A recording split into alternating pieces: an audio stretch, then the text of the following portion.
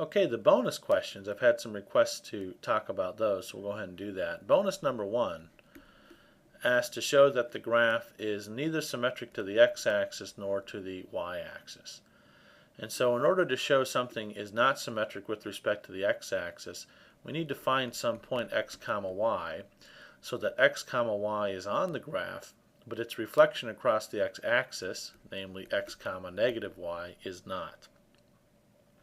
The points that we have that we know about being on the curve are the x and y intercepts, and then there's the point negative 2 comma 1 plus the square root of 21. The x and y intercepts aren't going to help us disprove it's not symmetric about the x-axis, because all those points are symmetric about the x-axis. So this is our only hope here. So this is on the graph. We know that from part D.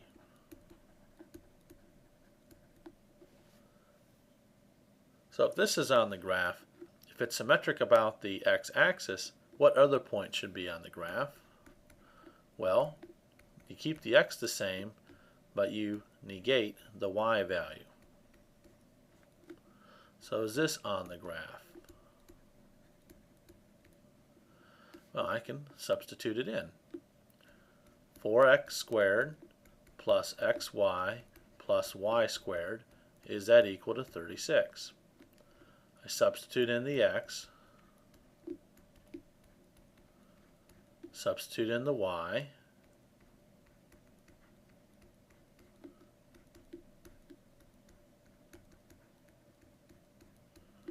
is that equal to 36?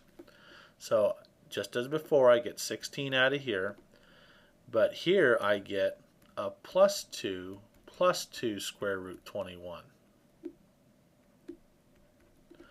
What do I get over here? If I take negative 1 plus square root 21 squared, that negative squares away and just gives me 1 plus square root 21 squared, which I know from before is 22 plus 2 square root 21.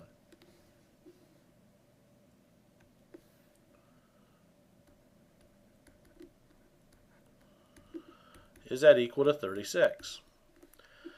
Well, no, because I'm going to get 18 and 22 is 40 plus 4 square root 21, and that's decidedly unequal to 36. So I know that this point is on the graph, but its reflection about the x-axis is not, and so the answer is no, and so that kills symmetry with respect to the x-axis. What about symmetry with respect to the y-axis? Well, once again, we can look at this point. This is on the graph. What about its reflection across the y-axis?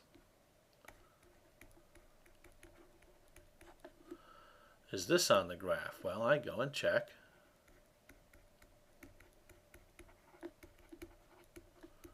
I substitute in the x and y and see if the equation is true.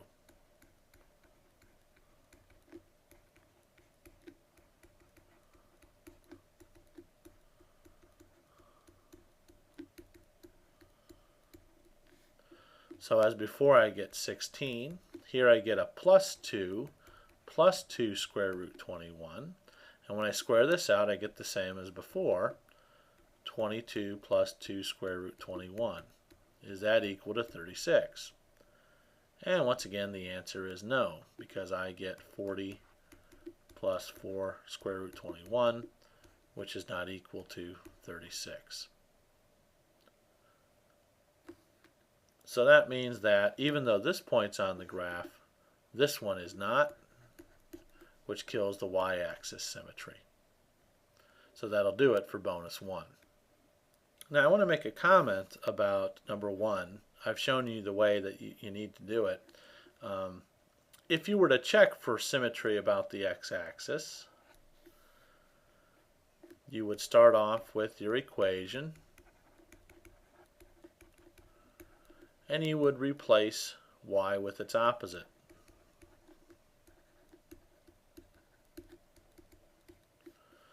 So doing so would give you this equation.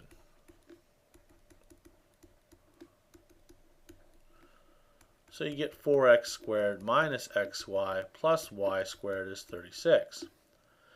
And at this point you would compare it to this original equation and you say, oh, it doesn't appear as if these two equations are equivalent. But to actually prove it's not symmetric about the x-axis, you have to go through that idea of finding a point that's on one that's not on the other. In other words, you have to find a point which is on the graph whose reflection across the x-axis is not.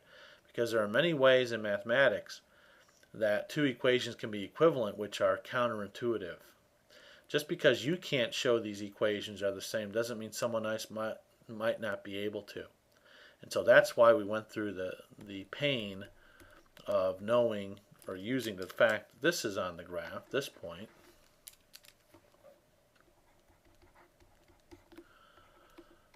and then showing that its reflection across the x-axis is not.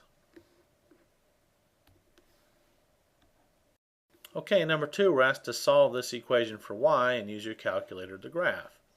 So I had a lot of people tell me that it's impossible to do, which at first glance it's complicated but not impossible. I want to solve this equation for y. And as I look at what's going on with y in this equation, I notice that y is being squared. That tells me it's a quadratic equation in terms of y. So I'm going to write the y squared first plus the x times y, and then I'm going to move everything over to one side and get 0 on the other. Now I claim this is a quadratic equation in terms of y, and it looks like ay squared plus by plus c equals 0. And the way you solve this is using the quadratic formula.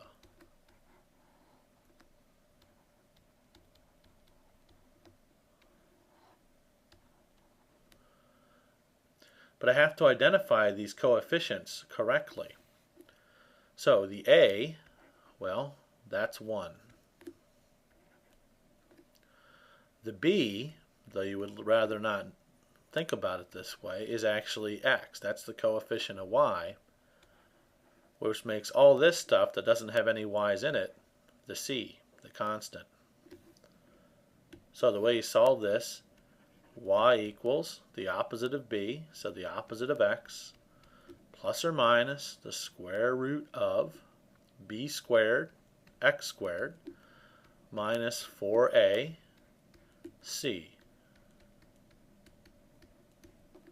all divided by 2a.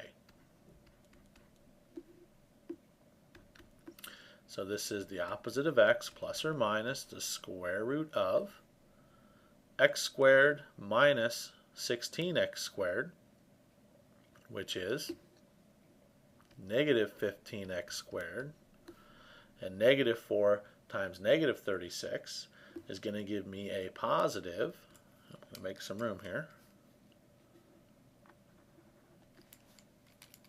144.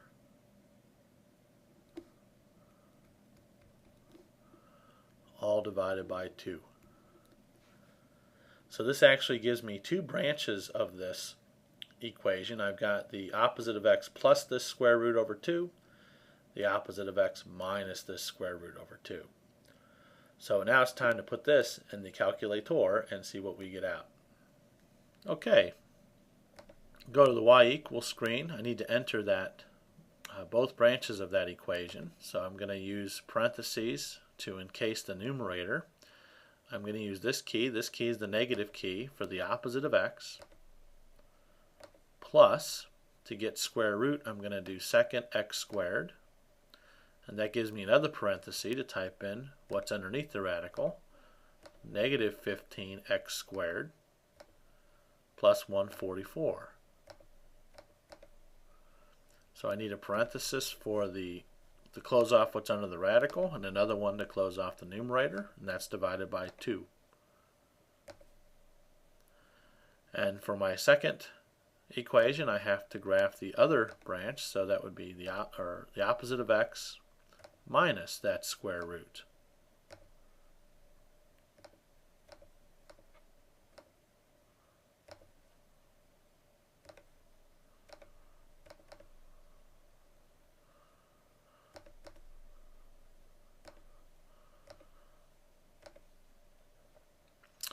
And we can do a zoom 6 on this.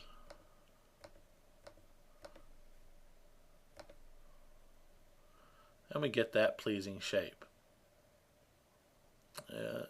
These are actually connected up. So this is actually what we would call an ellipse. It's actually a rotated ellipse, which we're not going to see rotated ellipses in this course, but we will in trigonometry.